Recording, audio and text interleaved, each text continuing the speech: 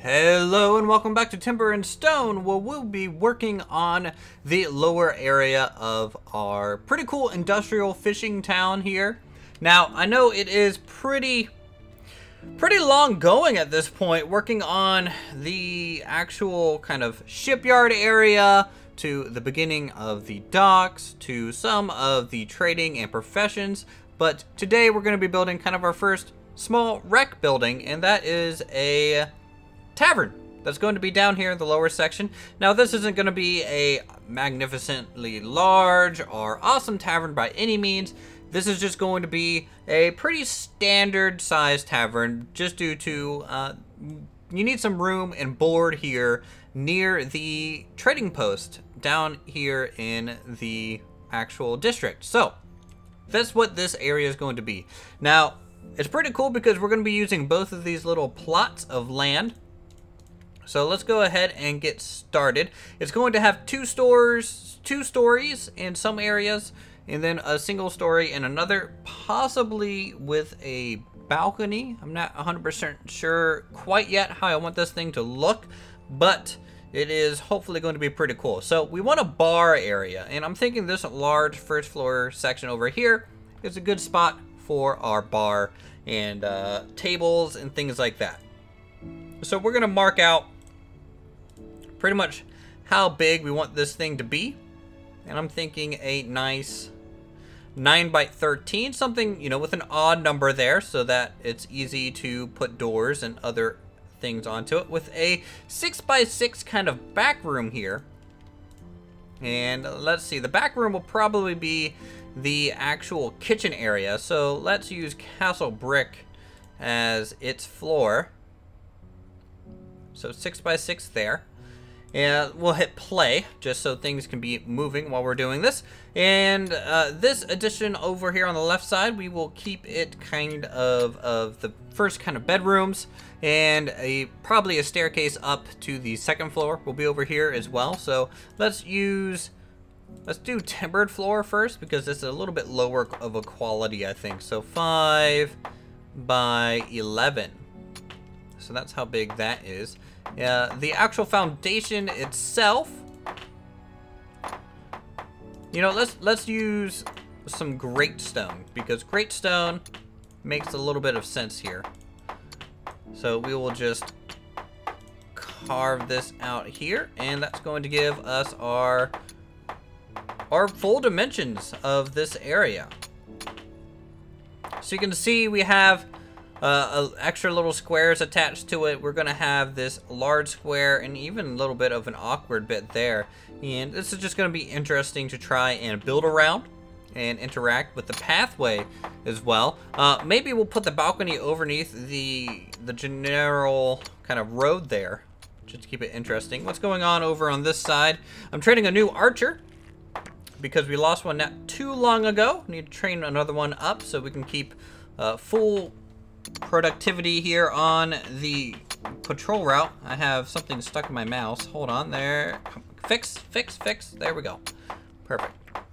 And let's continue.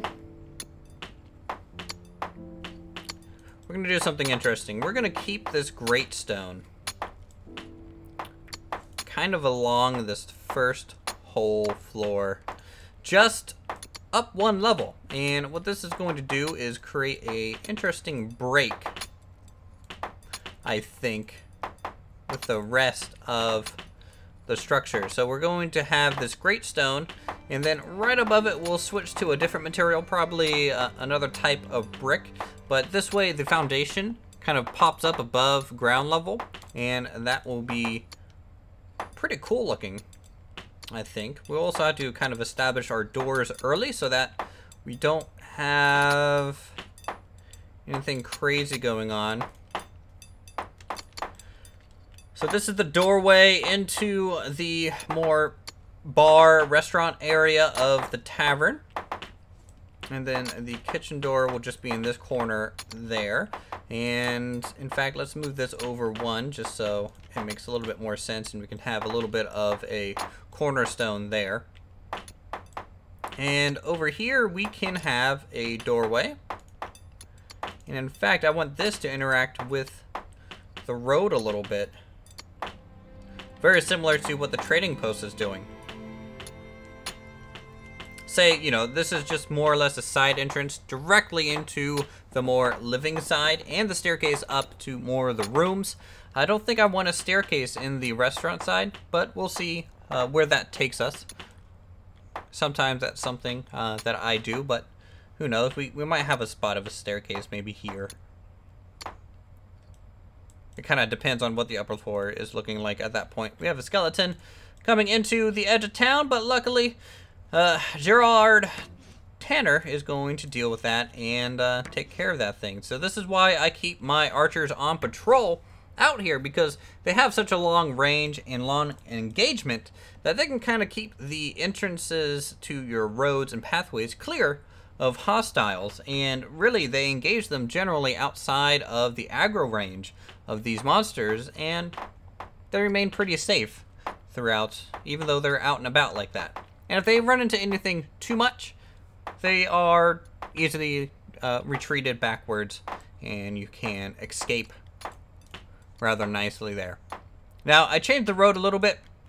I wanted this to hug the actual wall so that, one, we can get some more interesting shapes back here, but also this bottom square was just a little too thin because we had a vertical road coming through here, and I didn't like that, so I went ahead and moved the road a little bit, rounded this off. I don't know how I want it to interact here. For now, I think we are going to just fill this in with grass.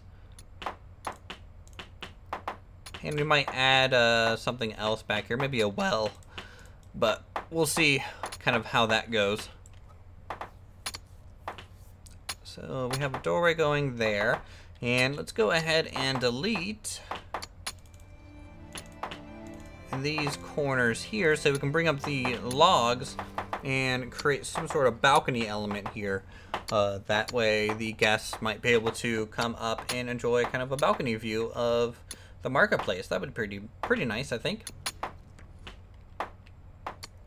Man, I keep hearing a bow shoot, and it's kind of freaking me out because usually that means there's a goblin attacking my people, but right now it's actually a good thing.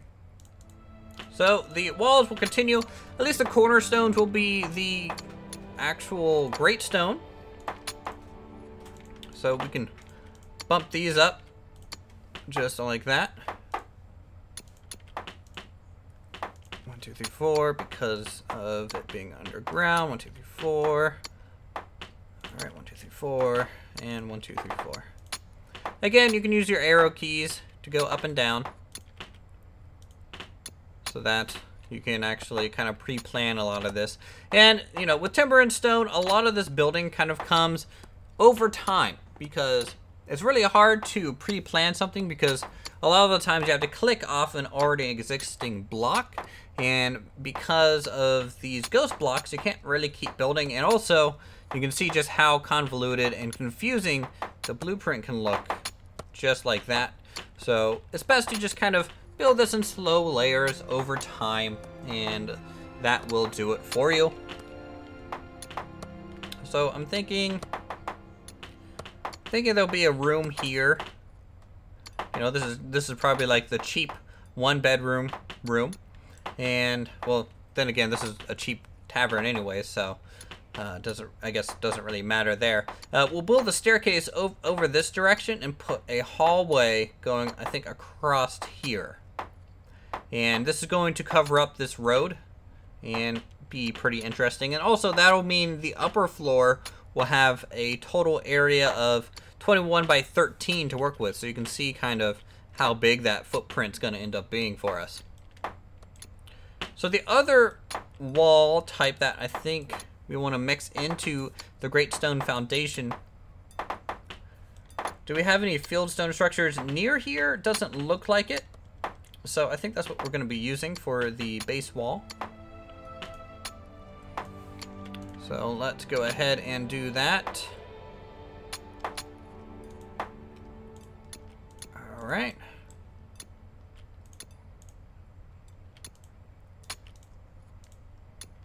And that'll be pretty cool. Now I have to go in and kind of knock out some windows as well in just a moment here, just so it looks a little bit nicer. But I just want to get the shape down so I can kind of build off of it, kind of get my head around the overall shape of the building first. For some reason I think that's wrong, so we're going to kind of fix this. Walls, great stone. There we go. And you can see they're going ahead and building, they basically build whatever is closest to the main resource thing. So I'm going to let them go ahead and build these walls. And we'll probably put the windows based off the interior, because at this stage that's going to be the easiest thing to do.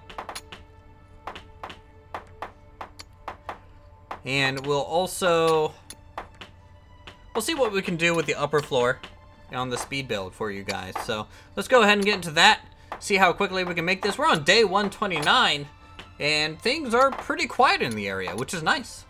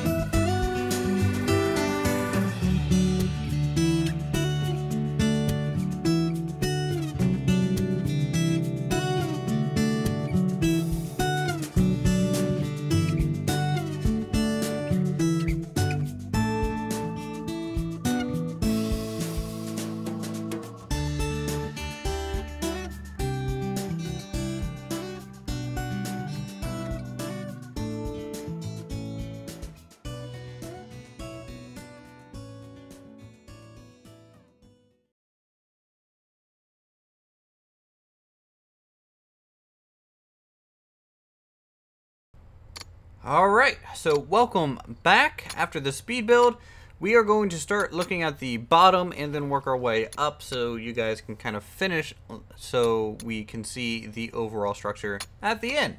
little bit different than normal. I do know some of you might prefer me going down, say, and try and get first-person view shots of these areas. And I do understand why you want those.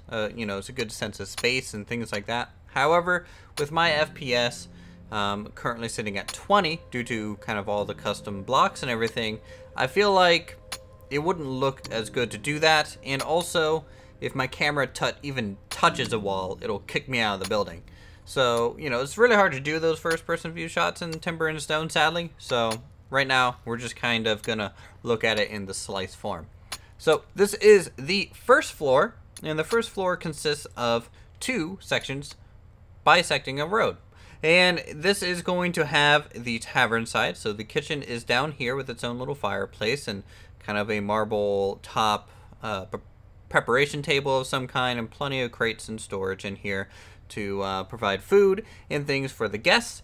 They are also going to have a nice little bar here, a few seats, and plenty of little medium tables around, just so people can have some quiet conversation, possibly some shadier corners in the first floor, and I think that fits the theme. I'm using bookcases as the kind of alcohol shelves and actual like whiskey shelves, just because that's really the only shelving unit that we have that's tall, and it generally works. You know, maybe these are just colorful glass bottles, who knows.